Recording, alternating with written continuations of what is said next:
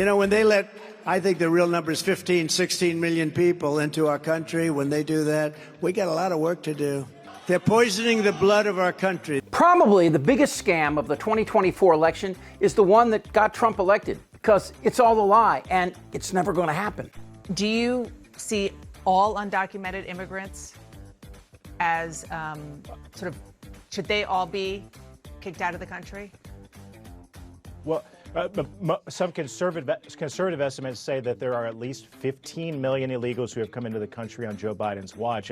It's my hope that we deport every single one of them that we can. And it starts with deporting violent criminals who are in the United States, who came here illegally, who have committed violent crimes. And I think once you do that, President Trump is committed to making that his first and top priority when it comes to mass deportation. And then also on top of that, increase the penalties on businesses who hire illegals in our country and take away the incentive for them to be here and for them to come here. And I think many of them will leave on their own. But this, the mass deportation plan needs to be an immediate focus. All right, there's a lot here, but let's start with the most important point. This will never happen. Trump will never deport these people. But let's parse that sentence. This never happened. This is the undocumented Americans in the United States. America is for Americans and Americans only. For starters, they are Americans, either Central Americans or South Americans. I know that makes Republicans a-holes pucker, calling Mexicans or Venezuelans Americans, but senor son Estados Unidenses, they are. Would you also agree that Emma Lazarus's words etched on the Statue of Liberty, "Give me your tired, your poor," are also part of the American ethos?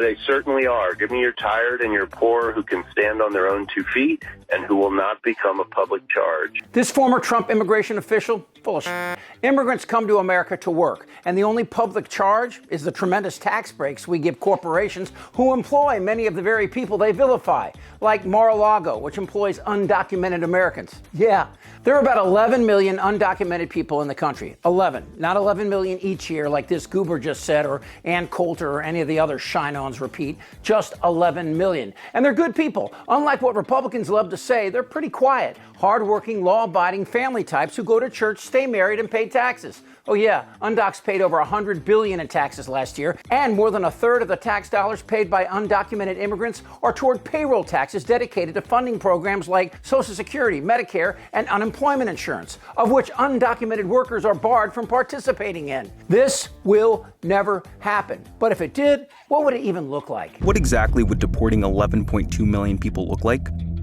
That's roughly the populations of New York City, San Francisco, Boston, Seattle, and Detroit combined. Like other times the U.S. has forcibly removed people en masse, the U.S. would likely need to deploy the Army.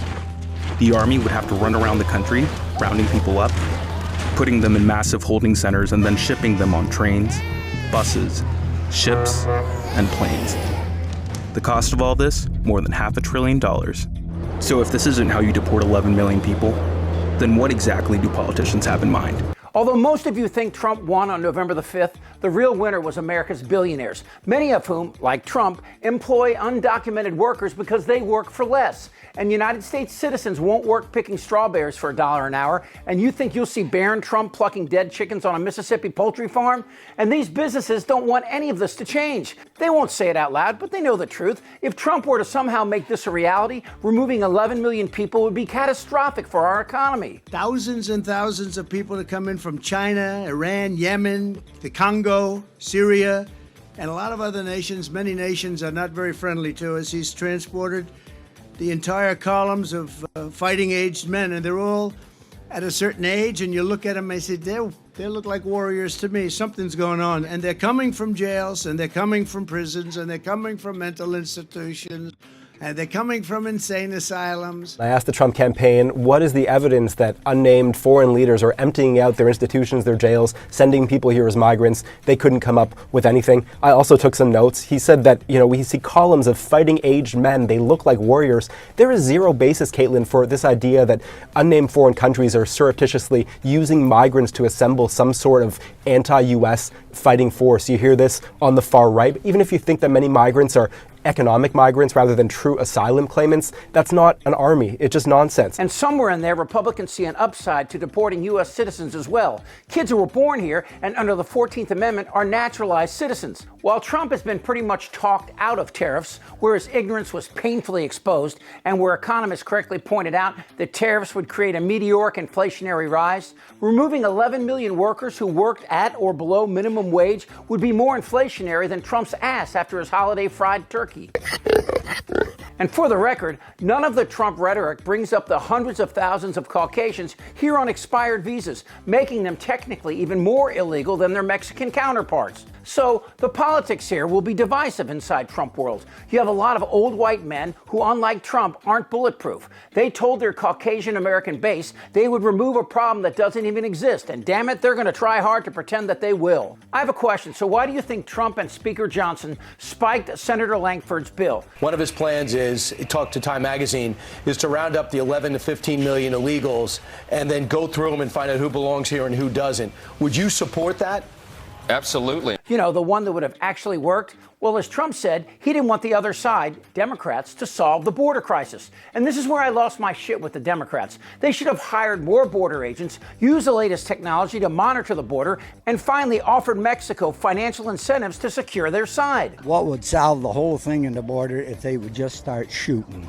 Only shoot a couple, and they would go home. The border has always been about brown people. And to prove my point, why didn't Trump once mention the problem we have with the Canadian border? Oh yeah, there's a big problem. Well, exit polls revealed immigration remained a top issue for voters this presidential election. It was also a central focus of the Trump campaign. And while fewer immigrants are coming through the U.S.-Mexico border in recent months, there is a different situation playing out at the border in our own backyard. WBZ's Louisa Mueller has been tracking the trends on the northern border for months, and tonight reports the number of arrests there is still breaking records. An FBI special agent describing how close a terror suspect came to entering the United States. In September, police arrested a Pakistani man in Ormstown, Canada, just 12 miles from the U.S. border. His plan, to hire a human smuggler to enter the country, then conduct an ISIS-inspired attack on a New York Jewish center using assault rifles. I wonder how that would have gone over politically if Trump had attacked Canada. They're not sending their best. They're bringing in snowballs. They're bringing in beer. Good day. Welcome to the Great White North Canadian Corner.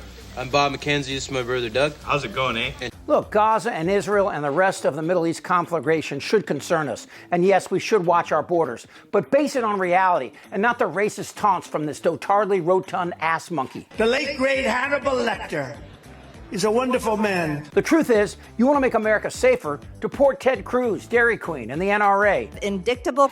There are demonic forces at play.